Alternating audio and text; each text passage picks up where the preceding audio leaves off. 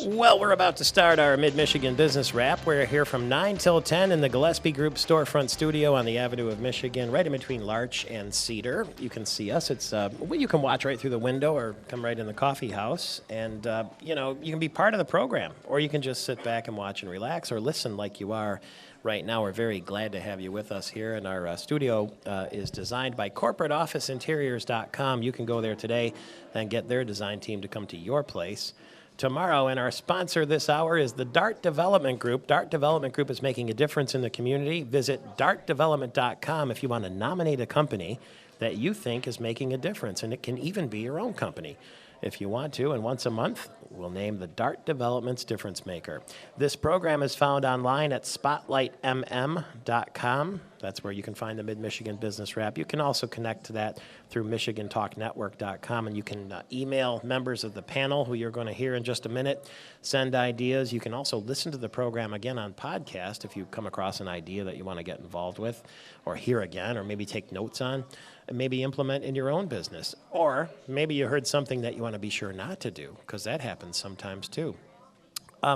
Remember, too, that the panelists here, even if you don't want to do business with them or you're not sure you need to, you can talk with them. They're willing to connect with you in any way, because we're all in this together, and a rising tide floats all boats. Isn't that what they say? It's a pretty good way to look at it, I think. We're going to get you used to everybody's voices by going around the table and meeting all of our panelists. And we have a new panelist to introduce, too, and so we'll do that last. So imagine I'm at a big round table in a television radio studio right off the Capitol, right off the street on Michigan Avenue, and from my left to my right. Good morning, Michael Patrick. I am Peggy Doty with Doty Mechanical, and I am the heating and cooling expert with the Mid-Michigan Business Wrap. I would like to, first of all, welcome the newest member of the Mid-Michigan Business Wrap, Katrine Medawar. We are so happy to have her with us. I just want to, just a friendly tip from Doty Mechanical, that now that the frost is on the pumpkins, the heating contracting scams are coming out, and I just want to remind all of our listeners that make sure that you're dealing with a reputable heating and cooling contractor that is licensed, has a presence in the community, and just make sure that you cover your bases. And if you have any questions or you have a bad feeling about a contractor you're dealing with, give us a call. What's the nature of the scams? Well, telling you that something's wrong with your furnace that maybe isn't. Cracked heat exchangers is a big one, because if you have cracked heat exchangers in your furnace, that means there's carbon monoxide in your home. And quite often people panic when they get that diagnosis, and they need to not panic and make sure they get, I would recommend 3 estimates, even though our customers, quite frankly, only get ours. Mm-hmm. But make sure that you're dealing. Too many people are riding around town with a heating and cooling sign on their truck with a cell phone number.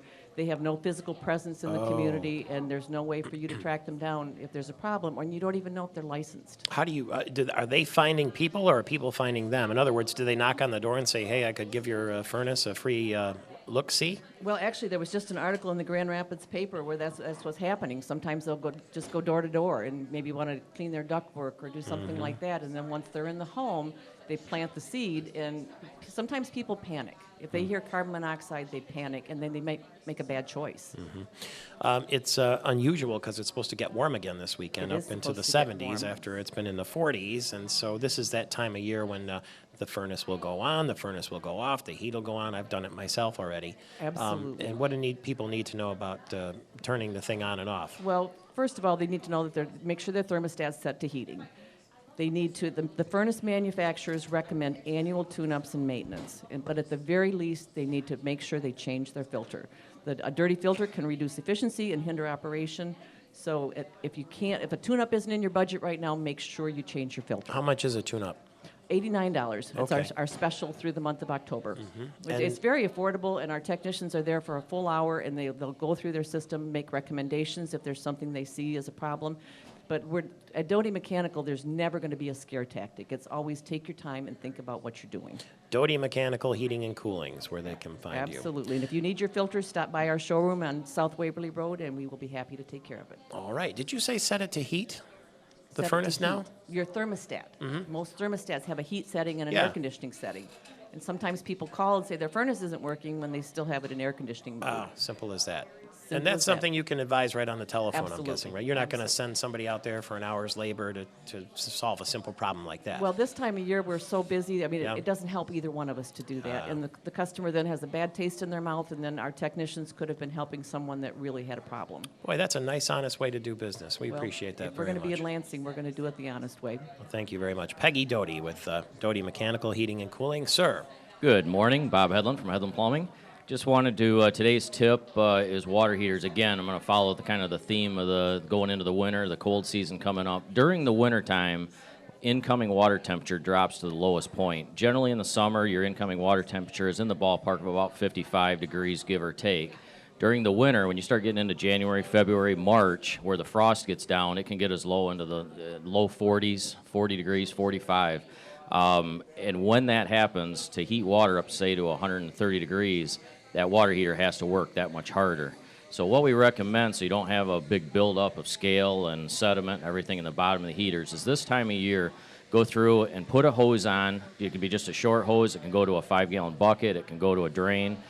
Flush that water heater out. Generally, it only takes 2 or 3 minutes of the water flowing. You want to stir up that sediment at the bottom of the heater, so you're heating water and not sediment. Okay. Where do they find you? Find us at headlandplumbing.com. You know, you're sitting next to a lady, Peggy Doty, who goes to all the Michigan State games. And we're on the road, of course, this week know down we in are. Michigan. And do you hear what those tickets are going for? I did see that in the paper this morning, and quite frankly, I would probably pay it to go this weekend if I weren't babysitting so my daughter can go. What would you pay to go to that game this Oh, it weekend? depends. What's If your if- break point? Oh, geez, I Let's don't talk know. about 2 on the 50, 20 rows up. Oh, see, that's about where my son-in-law sits. See? See, that's a house divided, so, What would you pay? gosh, I don't know. I can't go, so it doesn't matter. I can't go. But this is a perfect scenario. I mean, we're going to have a beautiful Saturday. D'Antonio's going to be back in the Yep. coaching box. We're ranked ahead of Michigan. We're both 5-0. It doesn't get any better. Yeah. Well, some of those tickets are going for as high as $1,500. I if you wouldn't pay can that. believe that. I wouldn't. No, I wouldn't pay that either. I'd sell them for that, though. Not really. 14 after the hour. Let's get to the third base position here. Regular members of the Mid-Michigan Business Rep, sir. Good morning, Jim Trebilcock from Trebilcock and Danik Financial. And Katrine, welcome. Glad to have you on the show. Thank you. Pleasure to have you. Even though we're early into the fourth quarter, what we would like to do is just mention to the 401k plan sponsors out in the marketplace that it's time to start thinking about doing your annual plan review. You won't do it until the end of the year. But what you need to do is you need to start getting information together so that you have got your fiduciary file in order, so that you have your process in order, and so that you have your investment policy statement written and understood so that you can avoid any kind of problems in the event of a Department of Labor audit. Now, that's not going to apply to a lot of people because a lot of people don't understand what 401k plans are all about. A lot of people don't have them. But for the people that do have 401k plans, it's really important to have this process. And you should be meeting with your representatives that are helping you with your plan. And if you don't have any representatives helping you or you're not happy, just give us a call. We'll be happy to answer any questions. Thank you very much. Jim Trebilcock, Trebilcock and Danik Financial, and here is Scott Danik. Good morning, Michael Patrick. Thank you. Guess what we're going to focus on for just a brief moment is for our clients and those who are interested, we host a college planning seminar once every few years, just because our clients generally have. So we don't normally fill it quite to capacity. So if there's space, if someone's listening and they have a grade 9 through 12 student who might be college bound, we're going to have a local college planning expert speak to our clients on October 28th at 7 p.m. at Eagle Eye.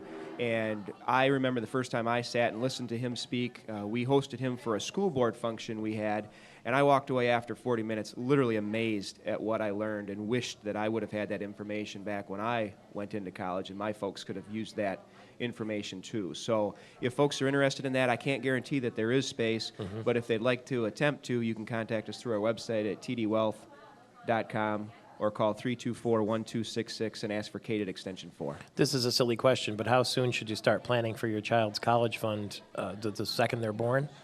Well, if you're in the saving mode and you want to accumulate money, sure. The best thing to do is as soon as you've got a Social Security number and can set up the type of account in question, that'd be great, right as soon as they're born.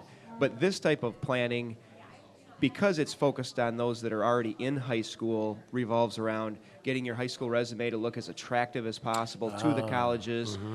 Even if you know you want to go to XYZ school, try and find 2 or 3 other schools that are very similar. Play coy, and then play them against each other so that they can possibly open up their checkbooks, because we all have to open up ours. Yeah. Things like that, things you wouldn't think. And then, of course, the normal stuff like testing deadlines and so forth. Wow, what a great idea. What a great service for people. Well, it's Thank you free, very it's much. complimentary. They end up getting a scholarship book and Dr. Bernier's packet of information, and that's really what it's all about. So What's we've the got date one- again? It's October 28th at 7 p.m. at Eagle Eye. Terrific. Thank you very much for You're that. welcome. When we come back, we're going to meet the newest member of the Mid-Michigan Business Rap, find out what she's all about, and our special guest this hour, First Gentleman Dan Mulhern, with his brand new book, will reveal Be Real when we get back. This program brought to you by Dart Development Group. It's the Mid-Michigan Business Rap. I'm Michael Patrick Shields.